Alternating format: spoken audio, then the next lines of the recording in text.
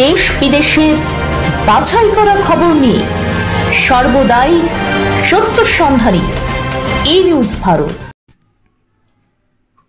রবিবার কোথাও কোথাও বজ্রবিদ্যুৎ সহ হালকা বৃষ্টির সম্ভাবনা রয়েছে। উপকূলবর্তী জেলা পূর্ব মেদিনীপুর এবং দক্ষিণ 24 পরগনায় বৃষ্টির সম্ভাবনা বেশি থাকলেও ভারী বৃষ্টির সম্ভাবনা নেই।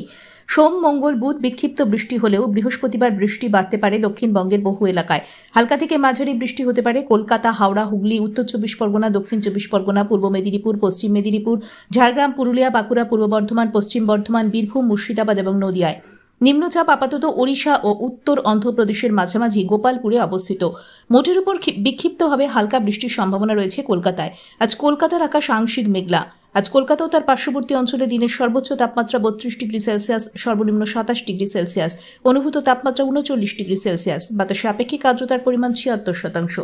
ব্যুরো রিপোর্ট, ই নিউজ ভারত।